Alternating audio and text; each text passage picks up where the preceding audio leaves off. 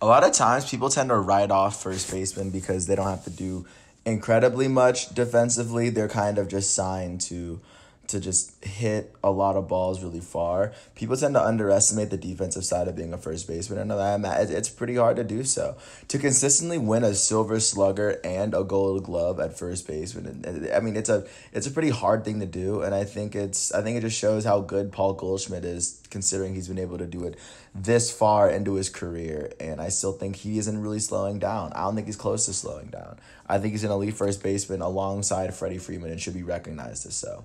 How you guys doing? It is Monday, July 20th, 2020 here in this quarantine. I'm James Sims.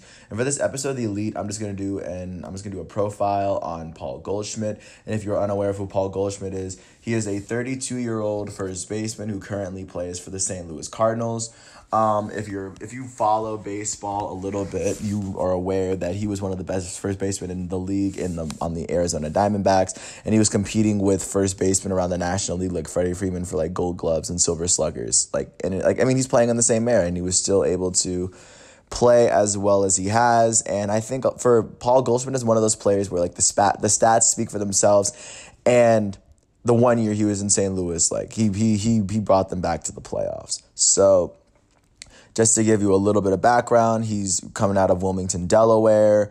He went to go play college baseball at Texas State, but he eventually was selected in the 8th round of the 2009 MLB draft with the 246th overall selection.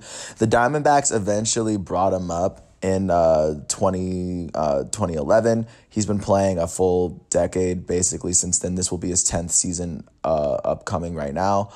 And so far in his first season for the Arizona Diamondbacks, he would finish up with 39 hits in 48 games, 9 doubles, 8 home runs, 26 RBIs, with a 250 batting average. But he was slowly showing that he was getting accustomed to the MLB speed. Of course, in 2011, the Diamondbacks would make the playoffs for the only time in a bit. They would lose to the Brewers in 5 when Kirk Gibson won the Manager of the Year. But going on from about 2012 to 2016, the Arizona Diamondbacks don't make the playoffs. But Paul Goldschmidt starts to make a little bit of a name for himself. In his second year in Arizona, he goes on to finish with 147 hits in 145 games. He finished with 82 runs in a season where the Arizona Diamondbacks finished with an 81-81 record, finishing second in the NL West, or finishing third in the NL West. And then Paul Goldschmidt this year at age 24, like I said, he finished with 43 doubles on the season, 20 home runs, 82 RBIs with a 286 batting average. So, I mean, he was starting to get recognized for the league, like, just to see, like, he was starting to get recognized, especially within Arizona, even though they weren't, like, that marketable of a team. They were like, okay, this dude, Paul Goldschmidt, like, he might actually be real. In his age 25 season, 2013, Goldschmidt played all 160 games and eventually clinched an all-star spot while after winning a Silver Slugger and a Gold Glove.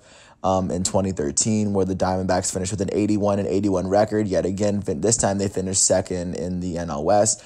He finished up he finished with 182 hits in those 160 games, 36 doubles. He led the National League in both home runs and RBIs for the only time in his career. He finished with 36 home runs and 125 RBIs. He finished with a 302 batting average. He led the league in slugging with a 551 slugging percentage, and he led it in OPS with 952. He also happened to lead the league in total bases, while, like I said, in addition to being an all-star and being a Gold Glove and Silver Slugger, he was the runner-up to the MVP in 2013. He would eventually lose it to Andrew McCutchen, but Paul Goldschmidt, at this point, needed to put himself in the national spotlight, and he had to prove to the MLB that it wasn't a fluke, that he was the runner-up MVP. So in 2014, another year in which the Diamondbacks would miss the playoffs because they won 64 games and lost 98 of them, Paul Goldschmidt would go on to play 109 games in this season. He finished with 122 hits in those games. He finished with 39 doubles, more than he did the previous full season. He had 39 doubles in a 109 season game, which is insane.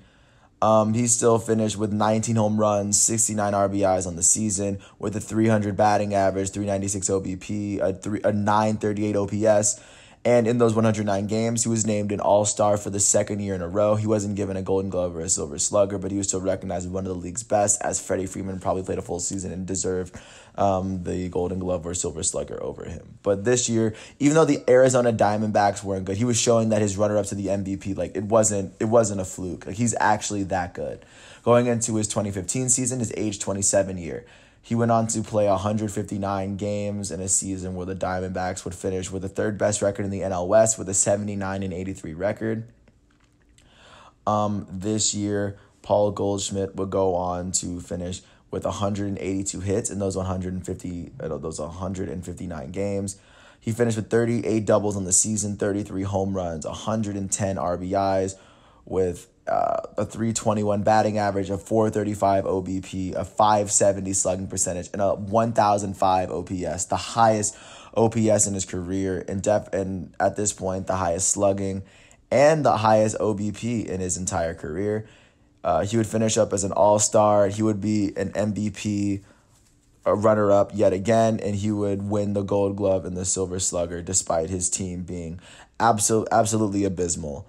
This would be the second time he won the Gold Glove, second time he won the Silver Slugger. No, I mean, this is when he had shown the league that he had shown the league that he was real, he was legit. And in those 3 seasons, he had established himself along with Freddie Freeman as being one of the top 2 best, one of the top 2, if not the best, first baseman in all of the National League, which out of 15 players is pretty impressive, because considering they're all professional first basemen, he's the best out of the best. So this transitions into his 2016 season. This would be the last season in which the Diamondbacks would not miss they would miss the playoffs, or at least in that stretch. They would go on to finish 4th in the NL West, finishing 69-93. But in that season, Paul Goldschmidt would play 158 games. He would lead the league in plate appearances with 705. He finished with 172 hits in those 158 games. He finished with 106 runs, the most runs in his career to that date. The third time he'd have 100 runs in his career. He finished with 33 doubles, 24 home runs, 95 RBIs. He led the league in walks with 110, even though it wouldn't be the most in his career.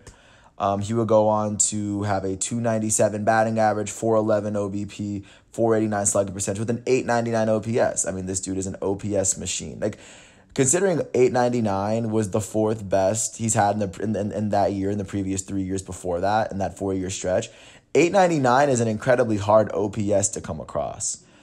He finished being named an All-Star for the 4th year in a row, and he was 11th in MVP voting. But for the 4th year in a row, he was recognized as one of the league's best first basemen, and consistently as well, too. In his age 29 season, transitioning into the 2017 season, for the year that the Diamondbacks would finally make it back to the playoffs after finishing 2nd in the NL West. They would beat the Rockies in the NL Wild Card just to lose and get swept by the Dodgers in the NLDS the year that they made it to the World Series. He would go on to, in those 155 games, he would finish with 166 hits in those games. He would finish with 117 runs, the most in his career up until then. He finished with 34 doubles, 36 home runs, the most in his career, tied with 2013. He finished with 120 RBIs, the second most RBIs in his career or in a season. He finished with a 297 batting average, a 404 OBP, a 563 slugging percentage.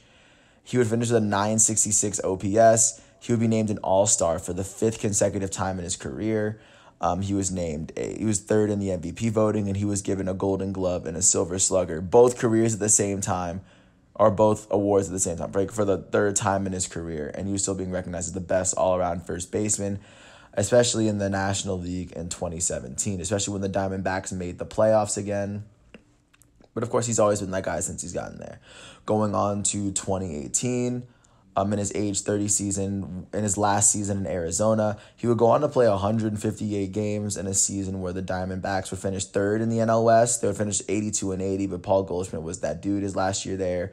He would be named an All-Star for the 6th consecutive season and win a Silver Slugger, as he finished with 172 hits in 158 games. He had 95 runs in those 158 games. He finished with 35 doubles. He finished with 33 home runs, 83 RBIs, He finished with a 290 batting average, 389 OBP. And he missed out on the Gold Glove because Freddie Freeman won it, but he was sixth in the MVP voting, despite the fact that the Arizona Diamondbacks were trash. And then, like, for the last 6 seasons, despite the Diamondbacks' records, he had been able to prove himself as one of the league's best individual first basemen. And had he been on, like, a winning team, he probably would have done more to contribute to them winning a championship. But alas, he was drafted by the Arizona Diamondbacks, and as such, he decided that summer that he was going to go play in St. Louis. So in the winter between the 2018 and 2019 season, he decided he would go and move out to St. Louis and play for that historic franchise known as the St. Louis Cardinals. And this past year, he would go on to play 161 games, the most games he's played in a season, by the way. And in the season where the Cardinals would win the NL Central, they go 91-71. On the season. Paul Goldschmidt wouldn't be named to an all-star team, but in this season, he would play kind of like an all-star. For the first time in his career, he'd have less hits than games played. He had 155 hits in 161 games. He had 97 runs on the season. He finished with 25 doubles, 34 home runs, which is the most he's had except for his 2013 season. He finished with 97 RBIs. He finished with a 260 batting average, 346 OBP, 476 slugging percentage. The lowest OPS in his career, except for his rookie year to date, but it's still his first year in, like, the NL Central. Yes, I mean, he would finish 20th in MVP voting, and he would miss the All-Star game yet again, but that was his first year in St. Louis. And St. Louis did end up, like, winning, or they did end up winning the NL Central. So I feel like a lot of that success up until now you can attribute to him. He's a career 297 batting average guy with 200 home runs and 700 RBIs up to date.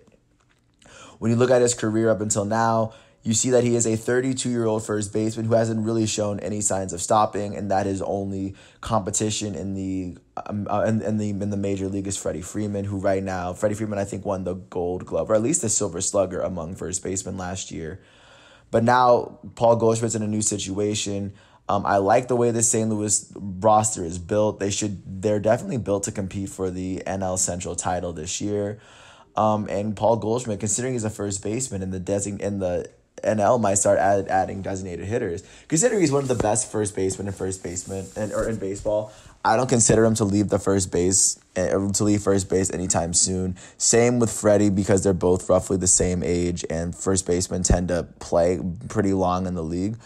But with that said, I like his situation, and even like right now, he's still a first baseman who's sitting on 6 All-Stars, 3 Gold Gloves, and 4 Silver Sluggers. Like, he's sitting on that in 9 seasons. So to me, that's incredibly impressive, despite the fact that he came in towards the end of his first season. So in 8 full seasons, he's been an All-Star 6 times.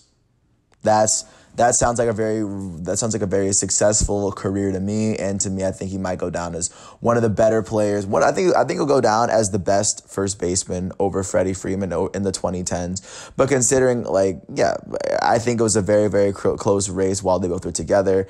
And I would consider Freddie Freeman and Paul Goldschmidt together as the 2 best first basemen, especially of this past decade. I can't wait to see what they do with their teams this year, now that Freddie Freeman's on an Atlanta Braves team that actually has some promise and can actually win this year, and now that Paul Goldschmidt isn't on the Arizona Diamondbacks. But with that said, I appreciate you for listening to all 14 minutes of this, because Paul Goldschmidt is an elite first baseman and should be recognized as such. If you ever get a chance, peep my boy. He's wearing number 46 for the St. Louis Cardinals. And other than Jack Flaherty, he's the only player for the St. Louis Cardinals that I would list as an elite player for their own position. If you ever get a chance to watch him, just watch him play. Because when he hits the ball, once the ball lands, he gets a lot of extra base hits in a season, which is why his slugging percentage is so high. But you just have to see it for yourself. Man hits for a crazy amount of doubles despite being a first baseman, and he hits a lot of RBIs, just depending on where you put him in. But I mean, like I said, there's nothing else to say to prove that Paul Goldschmidt is an elite player in baseball. And with that, I mean, I've said my piece. Peace out. Paul Goldschmidt is elite.